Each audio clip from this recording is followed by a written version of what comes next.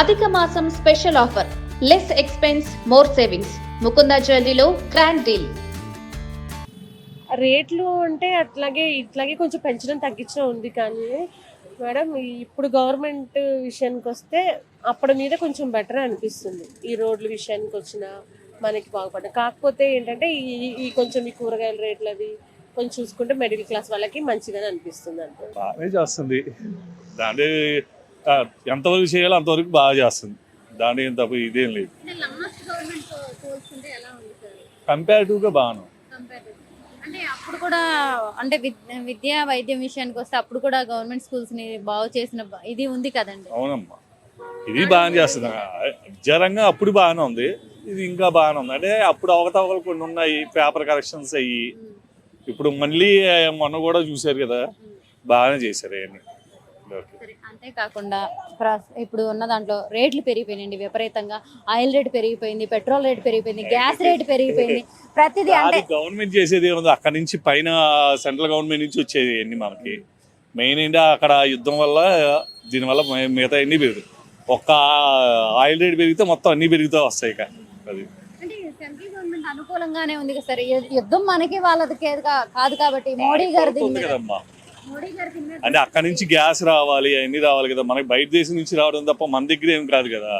కాబట్టి ఇక ఏం చేయలేము, అవన్నీ జనాలకి భరించలేము దానికి.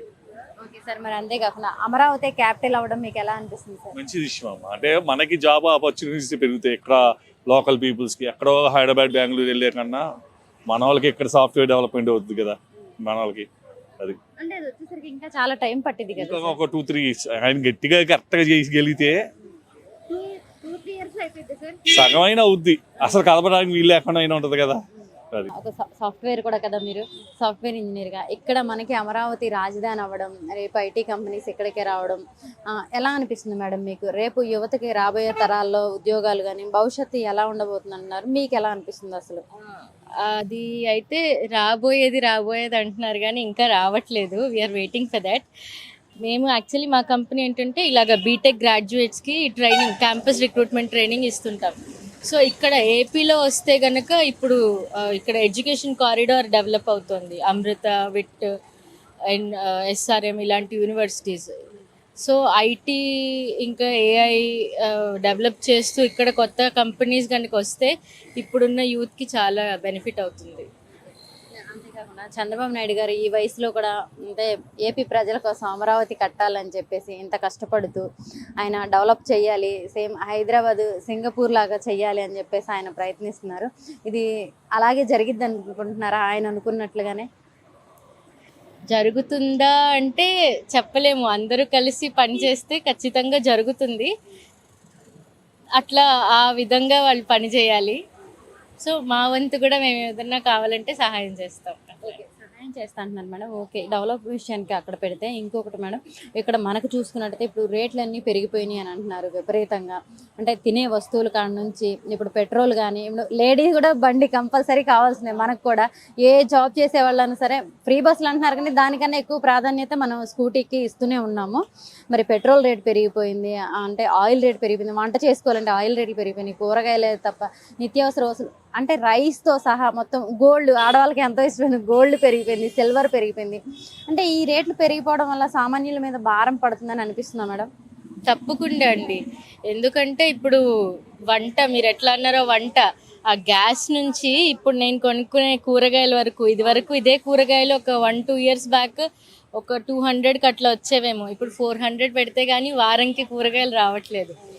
ఖచ్చితంగా ఇదైతే రేట్స్ అయితే చాలా బర్డెన్ అవుతుంది కామన్ మ్యాన్ మీద. అదే కాకుండా పెట్రోల్ కానీ, ఫ్రీ బస్సులు ఉన్నాయి ఓకే, కానీ అది ఎలా అంటే టైంకి, ఇప్పుడు అంత ఫాస్ట్ యుగం అయిపోయింది, ఎంత తొందరగా ఉంటే అంత ప్రొడక్టివ్గా పనిచేస్తాం. సో ఇలాంటి టైంలో ఫ్రీ బస్సులు ఎంత ఉన్నా కూడా అందులో వెళ్ళలేము. అందులో కార్పొరేట్ లేకపోతే ఇట్లాగ ఏదైనా ఐటీ అట్లా వాళ్ళైతే అసలు వెళ్ళలేరు. ఖచ్చితంగా వాళ్ళ సొంత వెహికల్ వాడాల్సిందే. ఆ పెట్రోల్ ఖర్చు 1 కిలోమీటర్కి చాలా ఇదవుతుంది అనమాట. సో ఖచ్చితంగా మా మీద ఇదవుతుంది. మేము ఎంతైతే ఎర్న్ చేస్తున్నామో దానికి డబుల్ ఖర్చులు అవుతున్నాయి. దీన్ని కొంచెం నియంత్రిస్తే బాగుంటుంది అనుకుంటున్నారా? ముందు గ్యాస్, పెట్రోల్ అవి ఖచ్చితంగా తగ్గితే మాకు కొంత రిలీఫ్గా ఉంటుంది. బంగారం వెండి ఓకే ఇంపార్టెంట్ ఎక్స్పోర్ట్స్ ఎంత దాని మీద అంతా బేస్ అయి ఉంటుంది, కానీ రేట్లు మామూలు స్థాయికి వస్తే we will all be benefited.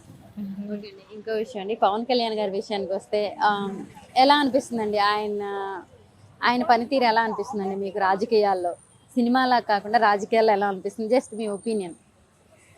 కూటమి అందరి చెయ్యి ఉంది కాబట్టి అందులో అటు చంద్రబాబు గారు కానీ ఇటు పవన్ కళ్యాణ్ గారు కానీ they are doing their best.